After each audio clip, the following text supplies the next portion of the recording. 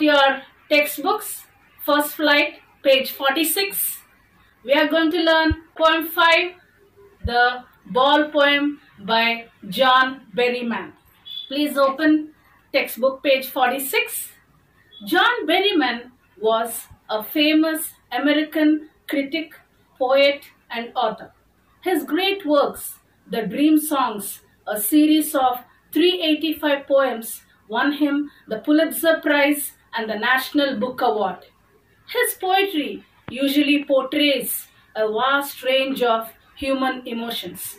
So, today's poem, the ball poem, is all about we losing things what we love a lot and learning to cope up with that loss. So, let's see what is a poet trying to convey through this poem. So, hope all of you are ready with your textbook. Please open page 46, the ball poem by John Berryman. So here, the poet is actually observing the boy playing with the ball. And the ball slips off from the boy's hand. And the boy is very upset. Now, you might wonder, what is there to be upset if you lose a ball? Maybe it is like that.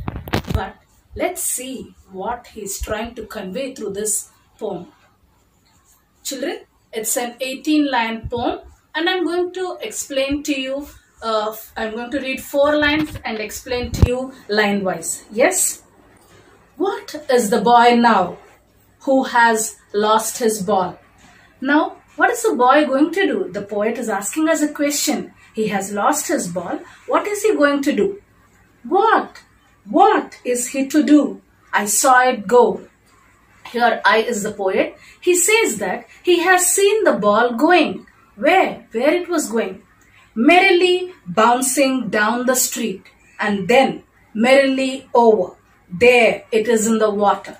So the poet has witnessed the boy playing with the ball and the ball slipping from his hand and going down the road and slipped into the water. Now here you can observe the poetic device used over there, that is personification. The poet has given human feelings or emotions to the ball, saying that it is bouncing merrily. Usually people are in merry, happiness. So he is giving some feelings to the ball. No use to say, oh, there are other balls. An ultimate shaking grief fixes the boy. Now here, actually it's not the literal meaning of, oh, there are other balls, means there are many other balls. Actually, it means that maybe for us or for you or me, it may be a very simple thing or silly thing that losing a ball and being worried about it. Yes, why the boy is worried? He is actually like grief struck.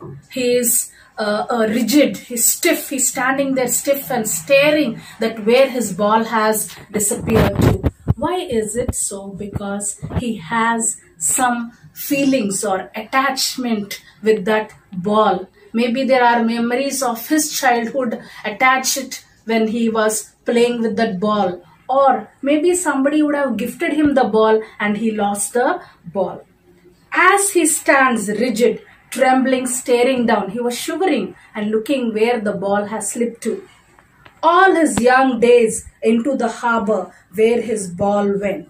Now here again another thing, there is imagery. What is the imagery over here the poet is trying to convey is, here young days symbolizes the childhood. The ball is compared to the innocence of his childhood. And the harbor, you know what is a harbor? Where the ships are kept. Now the ball has slipped into that water where the ships were kept. Now here harbor or the water over there means the life of the child or our life we can imagine. Now what happened? All his young days into the harbor where his ball went. So he lost all the memories of his child along with that ball.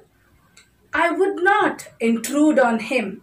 Intrude means interfere. Here I is the poet. He was observing everything. So he says that I don't want to interfere where a boy has missed his ball.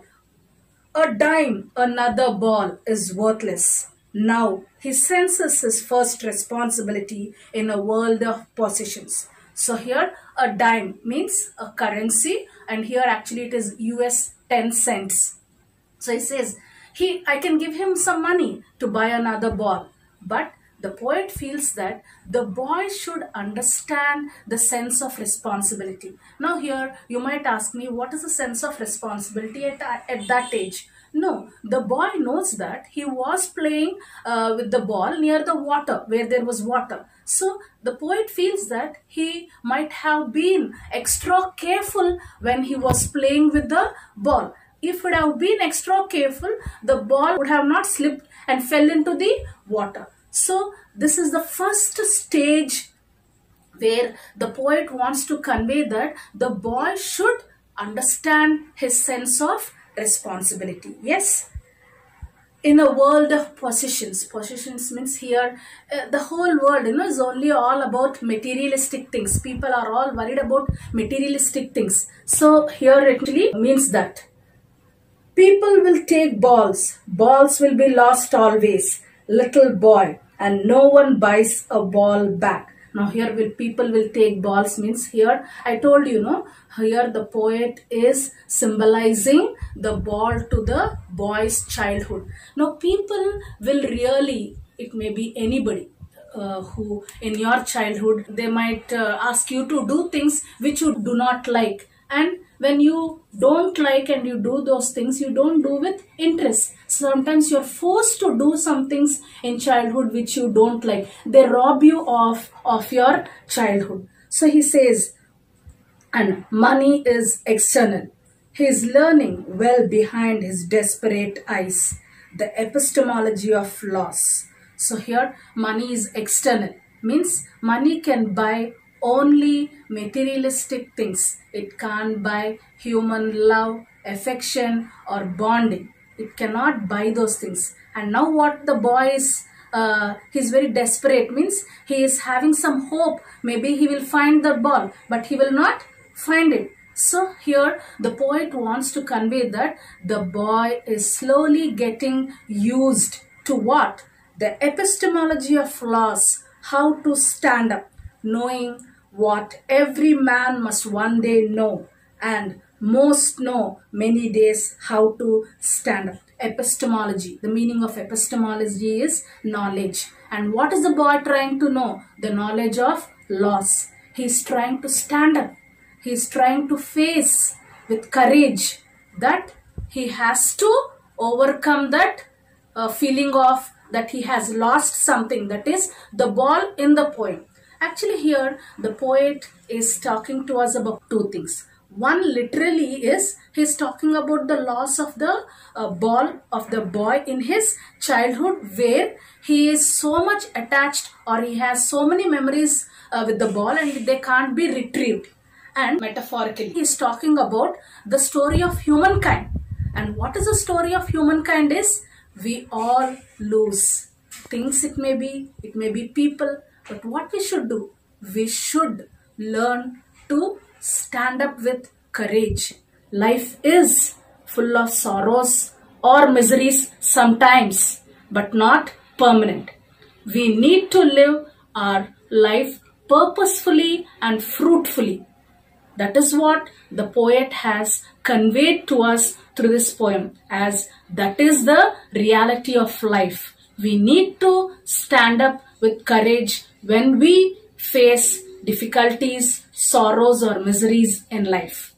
Children, I hope you understood the poem. You please read it once. I will be posting the homework. That's all for today's class. Thank you.